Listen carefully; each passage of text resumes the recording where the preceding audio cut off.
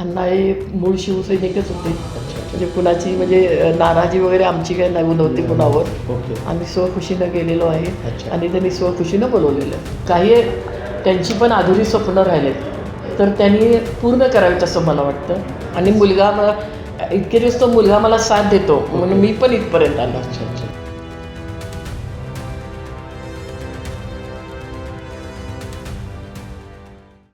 नमस्कार, T V next मराठीमध्ये आपलं स्वागत आहे. कोल्हापूर महानगरपालिकेची रणधुमाळी सुरू आहे. प्रचाराचा धुरळा उडाला आहे.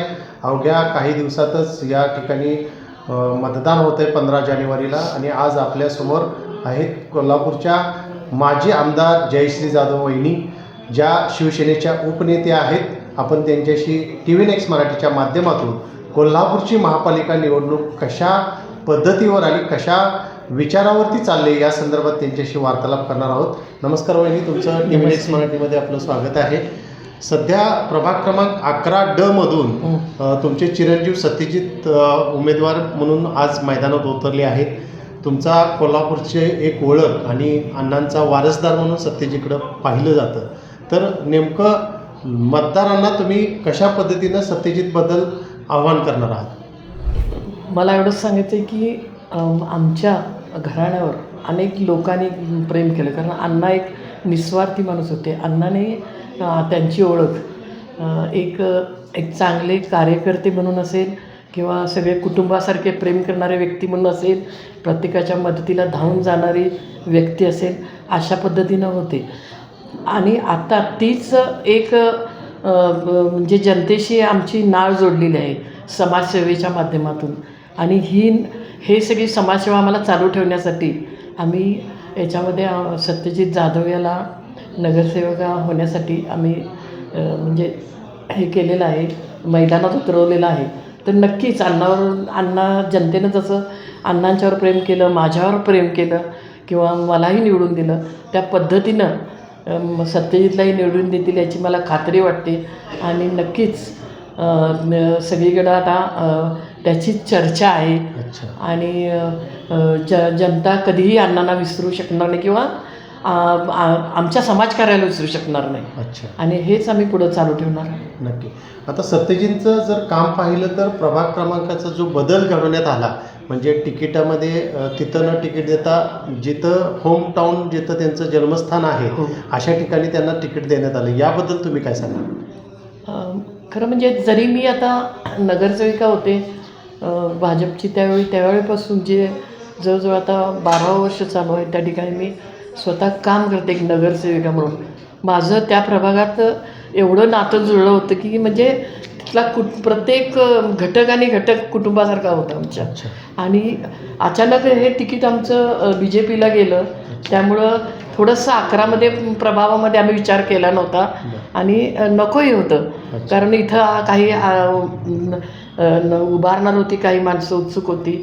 त्याच्यामुळं आम्ही हा प्रभाग न देता आम्हाला BJPकडं आम्हाला तोच प्रभाग द्या म्हणून सांगितलं 18. पण शेवटी वरून जे आदेश येतो तो आम्हाला पाळला पाहिजे म्हणून या ठिकाणी 11 प्रभागात यावं लागलं. अच्छा. म्हणजे 18 आणि 11 ह्या दोन्ही प्रभागामध्ये 11मध्ये सत्यजित जाधवांना उमेदवारी मिळाली, त्याच्यावरती तुम्ही समाधानी आहात का? आता समाधानी व्हायलाच पाहिजे, कारण इथं मूळ घर आहे आमचं, इथं माणसं आहेत, तिथंही माणसं आहेत आणि कोल्हापुरातही सगळीकडे माणसं आहेत. अच्छा. त्याच्यामुळं 11 प्रभाग हा आमच्यासाठी देखील तसा हेच आहे, बरोबर, जवळचाच आहे, जवळचाच आहे, आमचीच माणसं आहेत, आमचीच माणसं आहेत. ओके. आणि अण्णावरती प्रेम करणारे लोक ह्या प्रभागामध्ये आहेत. नक्कीच तुम्ही काँग्रेसच्या आमदार म्हणून पुढं आल्या होता. मध्यंतरीच्या काळामध्ये तुम्हाला आमदारकीचं तिकीट काँग्रेसकडून डावलण्यात आलं. मग तुमचा प्रवास शिवसेना शिंदे गटामध्ये गेला. हा जो बदल आहे याच्या मागचं कारण काय? नाही, खरं सांगू मी मला ज्यावेळी तिकीट न देण्याचा काँग्रेसच्या लोकांनीही मला भरपूर म्हणजे प्रतिसाद दिला. पण सगळ्यांनी म्हणजे नेते मंडळींनी सगळ्या प्रतिसाद दिला. माझं कुणाचीही दुमत नाही आहे. पण मी ज्यावेळी थांबणार होते त्यावेळी मला मुंबईहून बोलवून आलं की तुम्ही या शिंदेसाहेबांचं. म्हणून आम्ही भेटायला गेल्यानंतर मग आम्हाला हे शिवसेनेत त्यांनी स्वतःहून जागा दिली की तुम्ही एक तुम्हाला तुमच्या घराण्याचे आम्ही हे ऐकून आहे, तुम्ही शिवसेनेत एक आम्हाला अशी व्यक्ती पाहिजे की एक सेवक समाजसेविका म्हणून, अच्छा. तर तुम्ही उपनेत्या म्हणून व्हा म्हणून सांगितलं. ओके. असं काय हे नाही आहे, अच्छा. म्हणजे कुणाची म्हणजे नाराजी वगैरे आमची काय नव्हती कुणावर. ओके. आम्ही स्वखुशीनं गेलेलो आहे अच्छा. आणि त्यांनी स्वखुशीनं बोलवलेलं आहे. जसं काँग्रेसमध्ये एक वातावरण तुम्हाला चांगल्या पद्धतीचं होतं की फ्रीडम होता, तोच फ्रीडम तुम्हाला आता शिवसेनेमध्ये आहे? फ्रीडम आहे. अगदी मी नौखी असले तरी मला मानून घेणारे आहे. अच्छा. आणि पूर्वीपासून शिवसेनेचं कनेक्टेड अण्णा होतेच. बरं. अण्णा हे मूळ शिवसैनिकच होते. अच्छा. पण आता मी असं वाटते की मी थोडं स्वघरी परत आल्यासारखं वाटते. अच्छा. नक्कीच. आता म्हणजे कोल्हापूरच्या जनतेनं कुठेही गेलं तरी हां. मला कुठलंही दुमत दिलेलं नाही. अच्छा. जसं आमचं घराण्याची एक समाजसेवक म्हणून बघते, अच्छा. तसं कुठेही गेलं तरी जनता आमच्या पाठीशी आहे. अच्छा. जसं आम्ही हे करतो तसं आम्हाला प्रेम करणारी जनता आम्हाला अच्छा. भेट. कोल्हापूरच्या उत्तर विधानसभा मतदारसंघामध्ये तुम्ही आमदार असताना खूप चांगल्या पद्धतीची कामं केलेली आहेत.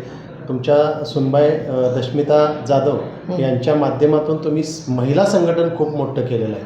फाउंडेशनच्या माध्यमातून पण तुमचं काम मोठं आहे. महिलांसाठी काय योजना घेऊन तुम्ही आता पुढे येणार आहात ह्या मतदारसंघामध्ये? खरं म्हणजे कैलासवासी अण्णांचं एक स्वप्न होतं की नुसत्या महिला घरात बसून उपयोग नाही आणि त्यांच्या अंगात कला असतेच नेहमी, पण काही पुढं जात नाही. त्यांना म्हणजे एक त्यांना प्लॅटफॉर्म मिळत नाही. तर आपण त्या माध्यमातून महिला फाउंडेशन काढायचं, महिलांना स्वतः म्हणजे हे भरारी फाउंडेशन, स्वतः कमवा आणि स्वतः मिळवा अशा पद्धतीचं आहे ते फाउंडेशन. आम्ही अण्णा गेल्यानंतर चालू केलं, त्याला उत्तम प्रतिसाद आहे. आम्ही भरपूर कार्यशाळा स्वतःच्या घेतो.